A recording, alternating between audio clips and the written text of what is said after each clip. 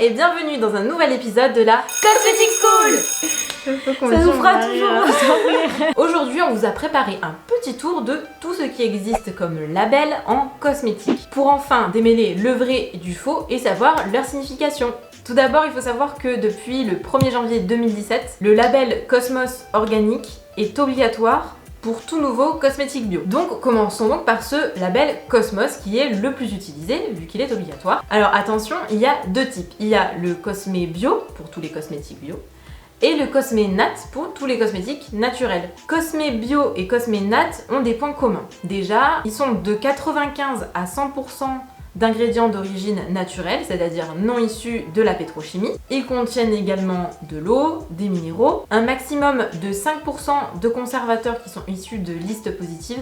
Donc pour en savoir plus sur les conservateurs, vous pourrez aller voir notre vidéo que l'on a fait précédemment sur les conservateurs, la dernière vidéo Cosmetic School qu'on vous mettra dans le petit i certainement ici.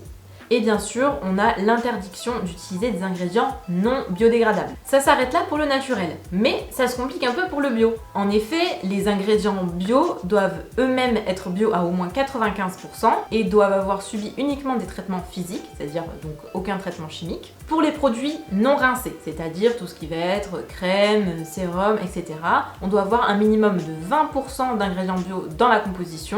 Et pour les produits rincés, donc on va avoir tout ce qui est shampoing, gel douche, ça va être 10% minimum d'ingrédients bio. Les produits contenant 80% de minéraux ou 80% d'origine minérale ont seulement besoin de 10% d'ingrédients bio également. C'est bon?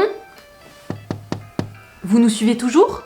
À savoir que l'eau n'est pas considérée comme bio. C'est pourquoi beaucoup de marques vont utiliser du coup des eaux florales bio ou de l'aloe vera bio, puisque les produits sont composés principalement d'eau. Et là, pour le coup, on va avoir un gros pourcentage de ces ingrédients-là et qui va tout de suite faire tomber le produit dans les 20% de bio minimum, ou 10. Ça peut être aussi compliqué pour les petites entreprises qui veulent se labelliser en bio puisque ça va augmenter le prix des produits puisqu'il faut payer le label bio tous les ans, il y a des contrôles, il y a des locaux qui doivent être différents si on a que du naturel et que du bio, donc on ne doit pas les mettre au même endroit. De nombreuses contraintes, donc pas toutes les marques selon le budget peuvent arriver à ce label-là et c'est pourquoi c'est dommage parce que certaines petites marques au final, ont bien le minimum requis de 20% d'ingrédients bio. Souvent, on a écrit contient de l'huile végétale d'amande douce bio, etc. Peut-être qu'il y en a 20% déjà dans le produit et que ça pourrait être bio,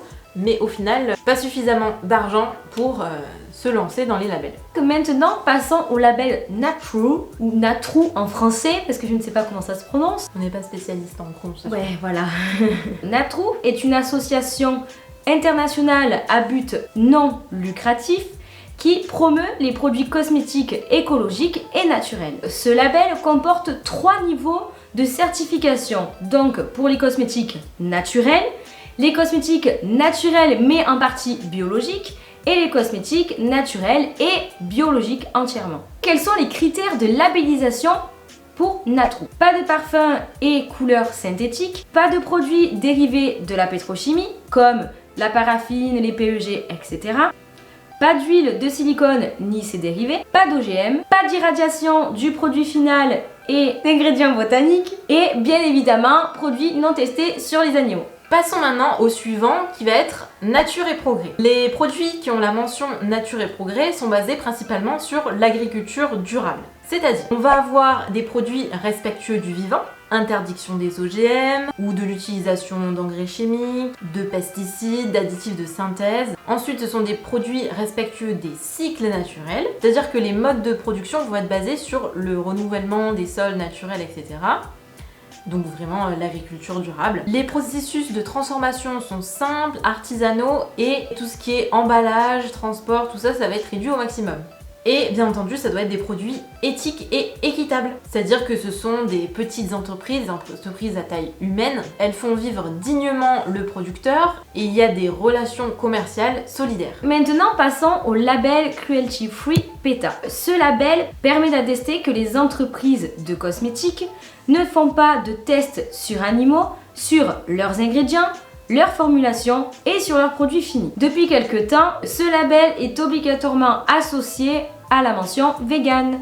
Quels sont les critères de labellisation? En gros, ce label, cela vous garantit que ce n'est pas testé sur les animaux, que cela ne contient pas d'ingrédients d'origine animale, que ce soit dans le produit ou dans l'emballage, et qu'il n'y a pas de tests sur animaux aussi sur les marchés étrangers. On le répète encore et toujours, les tests en cosmétique sur les animaux sont interdits depuis 2013 en Europe. Donc, indiquer sur un cosmétique qu'il n'a pas été testé sur les animaux, mais juste cette mention-là seule, c'est interdit. Cela serait considéré comme de la concurrence déloyale, car si sur un produit il n'est pas marqué non testé sur les animaux, cela voudrait dire que eux testent alors que ce n'est pas forcément vrai. Attention, ce label ne garantit pas que le produit est naturel ou bio, ou bien qu'il ne contient pas d'ingrédients indésirables. Par exemple, il est possible de trouver des produits vegan ou cruelty free, mais qui contiennent par exemple des silicones. Pensez toujours combiner vegan, cruelty free, naturel, bio. Voilà.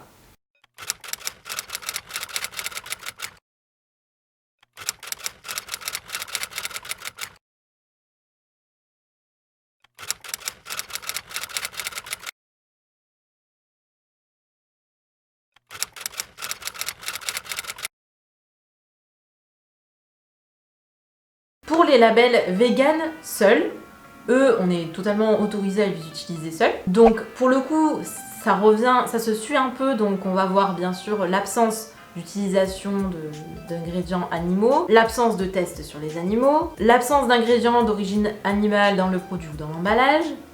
Par contre, cette fois, ce label seul ne garantit pas l'absence de tests sur les animaux dans les marchés étrangers. Mais dis-moi Léa, est-ce que ces labels sont payants? Ah Car nous n'avons toujours pas eu la réponse. Non, le cruelty free n'est pas payant en fait. D'accord, et le vegan? J'ai pas cherché. Je crois pas que ce soit payant vegan, parce que je crois pas qu'en parce plus... qu'il y a un peu tout le monde qui le met à sa sauce. Ouais, donc, et en plus je crois que tu peux faire ton propre, tu sais, comme tes petites vignettes, genre... Ouais. Ensuite, le label One Voice, qui lui rejoint un peu le label Cruelty Free, mais qui lui valorise les produits non violents envers les animaux, les humains et la planète. C'est un peu en combiné de tous au final celui-là, c'est ça. le label ultime.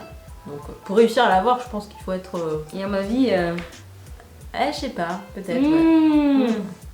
Quels sont les critères de labellisation? Ce label nous offre les garanties suivantes. Pas de tests sur animaux, pas d'ingrédients d'origine animale sauf le miel et la cire d'abeille, des ingrédients et des produits issus de l'agriculture biologique. Oui, c'est indépendant et ça profite, du coup c'est pas payant. Voilà. Ah, peut-être. Une certification indépendante et qui ne bénéficie à personne, que ce soit les associations ou peu importe qui c'est qui pourrait rapporter de l'argent sur ce label-là. Et le dernier, une réglementation transparente avec la règle des 4 E, équilibre, équité, égalité et engagement. Ensuite, on a la mention Slow Cosmétique. Alors, celle-ci, c'est un peu particulière, c'est une association de bénévoles. Les critères de labellisation, cette fois, reposent sur 4 piliers. Le premier, écologique, donc, ni pollution, ni pétrochimie, ni chimie plastique, des ingrédients naturels, bio, peu transformés, des cycles courts, local. Ensuite, deuxième pilier, le raisonnable, des promesses réalistes, zéro greenwashing, des produits éthiques avec des prix justes et des plaisirs simples. Troisième pilier, une marque saine. Respect du vivant, donc humains, végétaux, animaux, le principe de précaution avec les perturbateurs endocriniens, les substances polémiques. Et le quatrième pilier, une marque intelligente. Elle va répondre à des besoins réels pour la peau, consommer moins mais mieux et apporter du positif à la peau. Chaque marque est notée sur 3 étoiles. Donc si on a 3 étoiles sur 3, c'est que la marque répond à plus de 90% des critères de la charte Slow Cosmétique. Si on est à 2 étoiles, la marque répond à plus de 75% des critères. Et si on n'a qu'une seule étoile, cette fois, la marque répond à plus de 60% des critères. Ensuite, on a le label du point vert. Celui-ci nous induit parfois en erreur. Il ne veut pas dire que le produit ou l'emballage est recyclable. C'est pas du tout un écolabel. Ça signifie simplement que le fabricant participe à un système de tri des déchets.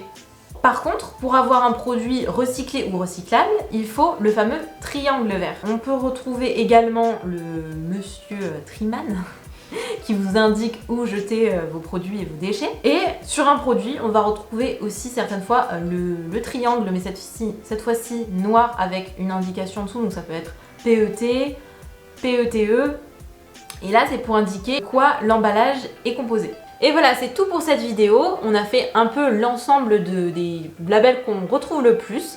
J'espère que vous avez appris quelque chose et que ça a été très instructif pour vous. On se retrouve la prochaine fois dans une autre vidéo Cosmetic School et tous les vendredis pour une nouvelle vidéo. Et n'oubliez pas, vous n'êtes pas des pigeons.